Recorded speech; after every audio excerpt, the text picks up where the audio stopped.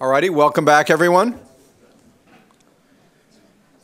It is my pleasure to introduce Ray Scott, Director of Systems and Operations at the Pittsburgh Supercomputing Center. And he's going to talk to us about Bridges, a uniquely capable platform bringing high-performance computing to big data. Welcome, Ray.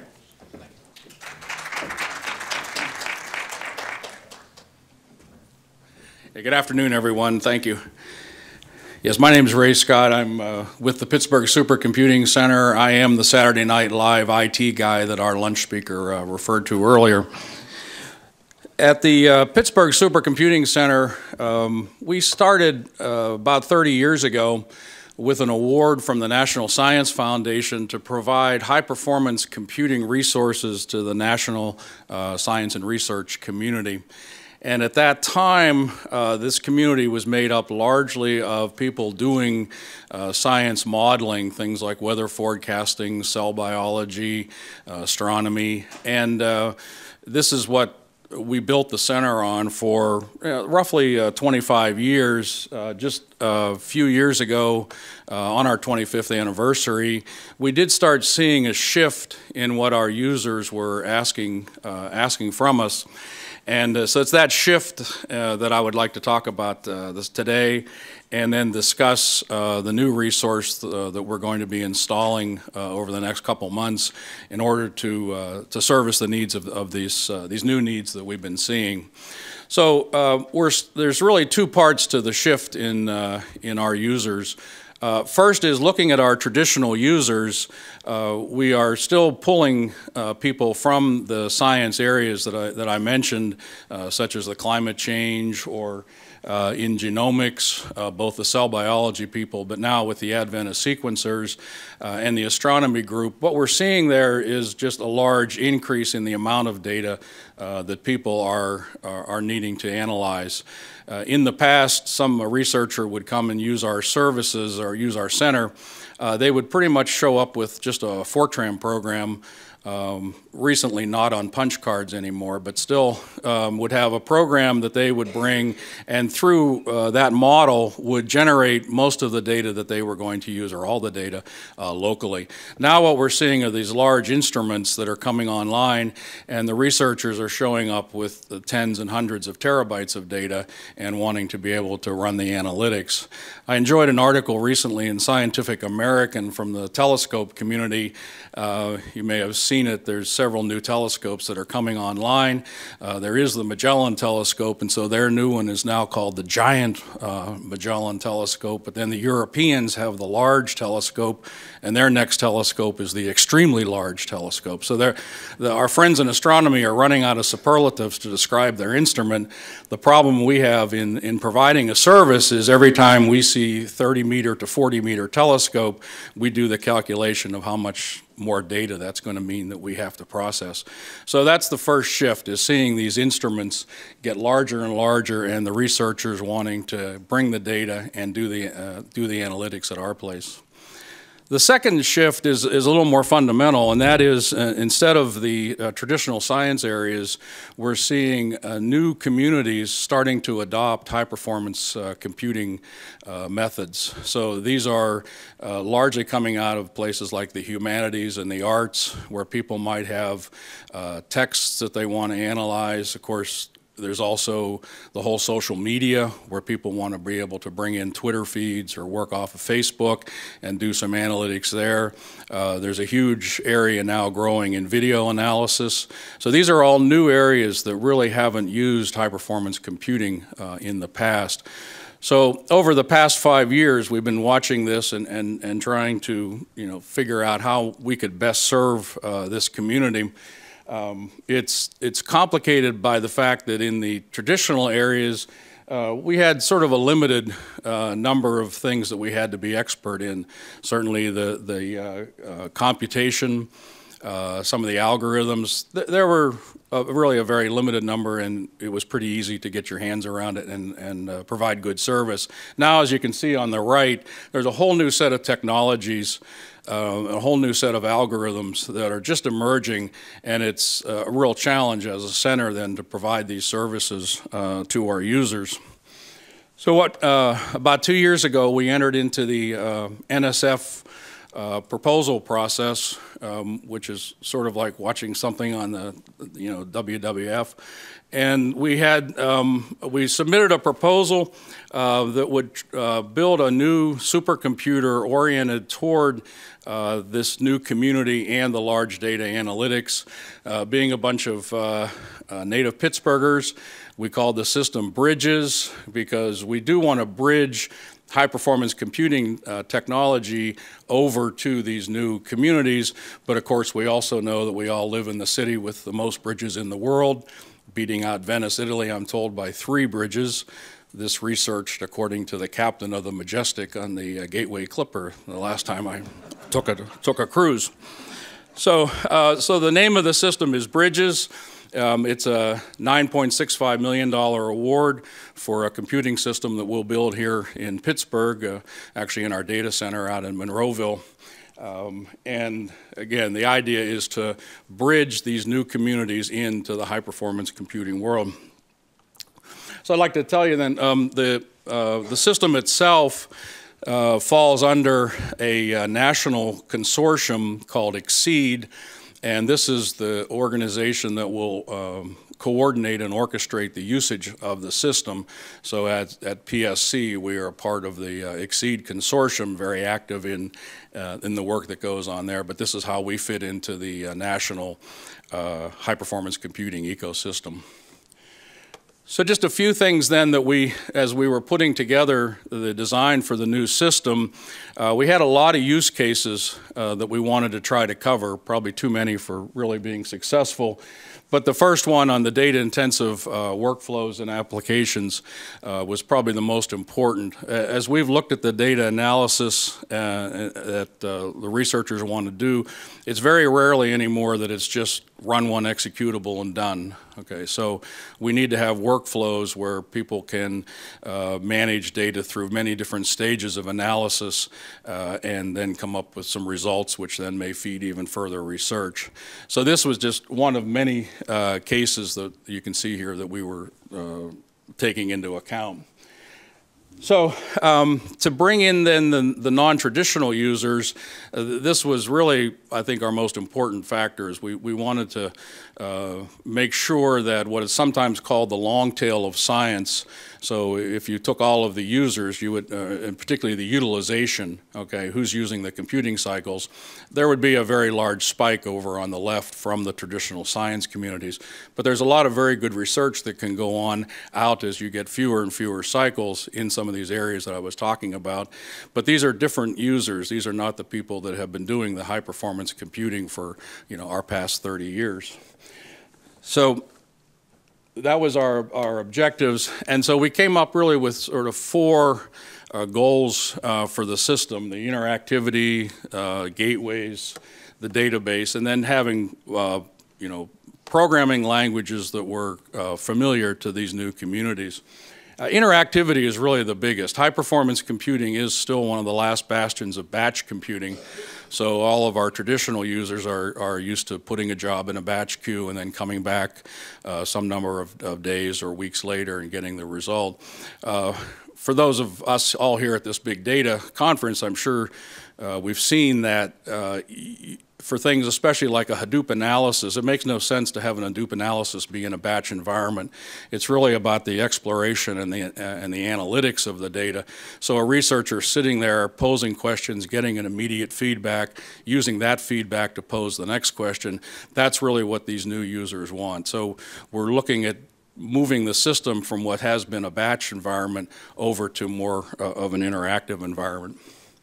We also then, for some pretty large set of these users, find that gateways can be a very productive use of the machine. In the research and science community, we call them gateways. You probably call them web portals. It's anything that can be put in front of a web server which will guide a researcher who's expert in a particular domain but not really an expert in Unix to help get through what they need to the work they need to do. So we expect to provide a lot of gateway support on this machine and help research groups build gateways so that they can then broaden the number of people that could use these analytics. So these are some of the database technologies that we're looking at. Again, the challenge that we have is first in the early stages, people really weren't using databases at all for science. Now there's this explosion of database technologies that I could probably have twice the amount of space on the slide with the names. These are just the ones that we've heard from our users. So providing these databases for our users is a goal for us, since this is what they're using now. And then going under the covers is how to provide all this service. So for the first time, we'll be providing a lot of virtual machine support. Typically in high performance computing, nobody wants to pay any kind of performance penalty for their application to be running. But the newer communities, most of the applications being database oriented, high level language oriented, performance is not necessarily their first goal. So we can use virtual machines to increase the interactivity, also increase the flexibility. So as researchers want to bring their codes in, again, people don't bring in card decks of Fortran anymore. What they want to bring are virtual machines. So through virtual machines, we will be able to provide some of this flexibility that we hope will be appealing to these new users. So these are just some of the programming environments that we have encountered from our users, and we'll be providing service for these. Again, in prior times, we put up a C compiler and a Fortran compiler and called it the end of the day. So now we have a much larger, richer set of programming environments for our users. And of course, we want to be able to provide Hadoop, and we use the term pretty freely at our center. So Hadoop, we really mean the whole Hadoop ecosystem, including things like Spark and MapR and all of the other services that are available. So a portion of the system will be dedicated to Hadoop and Hadoop-like activities. We have a lot of demand for that from these new users. So the challenge then from a facility standpoint, or creating this service, in, again, traditional times, the goal was to take a cluster that maybe had 1,000 nodes and make sure that every single node was identical. Okay, that was the sysadmin challenge for that project. Now it's completely opposite. We have the potential that every node could be running something different. It could have a different profile, be running a different VM, be accessing different databases.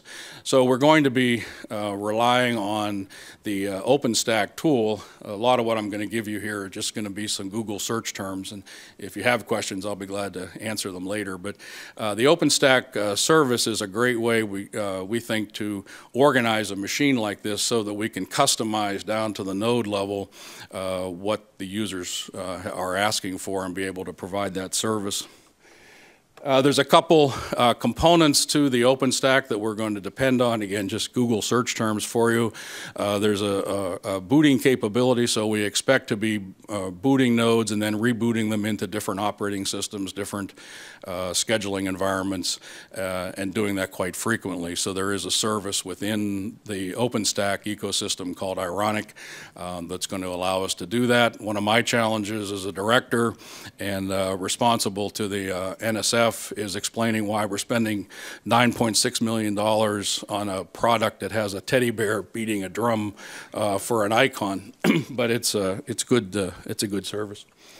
So other services that we'll be providing are the virtual machines and also the containers. Again, the community is shifting.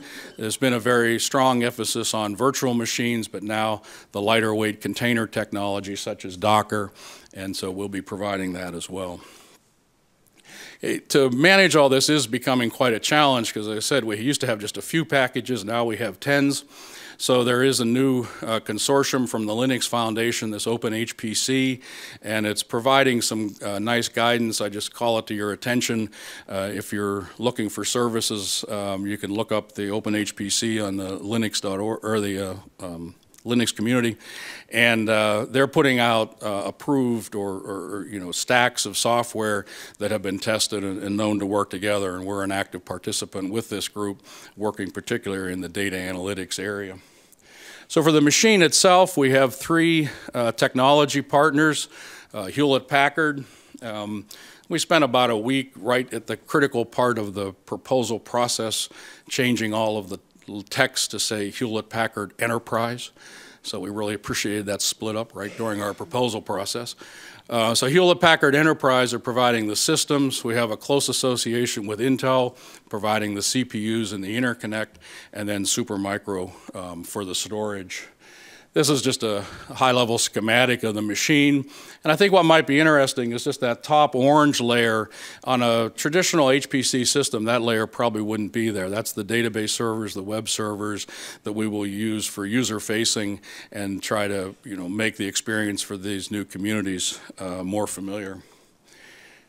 So we'll have continue what we started about 5 years ago when we started looking at this, the emphasis on large memory. One of the things we've discovered in the big data analytics world is people like large memory nodes.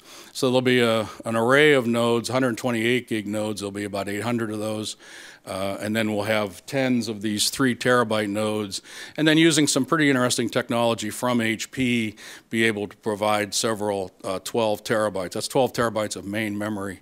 That'll be the flagship systems for people that have very large shared memory needs. And then for data management, we've done a lot of history at the center on managing file systems. So we'll have a file system that's connected to all of the nodes and shared across everything. One of the big technology features of the system is the Intel OmniPath architecture. This is a follow-on to some of the current like InfiniBand products that you might have heard of or used. This is the very latest interconnect technology from Intel, and we will be the first large-scale deployment of this technology in the world. It's 100 gigabit per second interconnect with a very high injection rate, so we expect in a data analytics environment where we have to be moving a lot of data, but also very low latency expectations, that this is going to be very successful for us. This is just a schematic of the machine, the baby picture time, and all of the links are the OmniPath, and then the nodes show up there. This is actually an animation that is it's on our website, or will soon be, so you can go and sort of explore in an interactive fashion. Again, some of the applications from these new communities. And just finishing up with this one example from a group that's at Carnegie Mellon and Pitt is the Causal Discovery Lab. And you can see they need, to be successful, they need all these components that I'm talking about. They need browsers, they need databases, they need machines with large memory to run the analytics programs. So this is the kind of environment that we're going to be setting up on the system. And just for the schedule, we are in the process now of acquiring and building the system. If I wasn't here speaking, I'd be out helping with the assembly, but the 4 guys that are out there say they're getting more work done if I'm here. So we will go into production early next year. In the meantime, we have put together a new system, and I love talking to Pittsburgh audiences. We're all from Pittsburgh. We needed to put up an interim system so users could start to understand.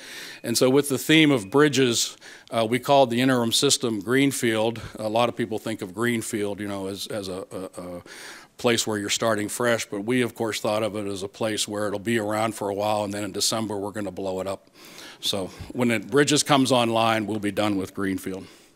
So if you need more information, Nick Nystrom is our the principal investigator, the head of the project, or myself, my email is there as well. And we do have the website, psc.edu bridges. If you need, if you'd like a little more information, we did bring along some pamphlets, and we'll leave these at the back. And if you follow the website, you can keep up with the activity as we go through the deployment. Okay, thank you very much.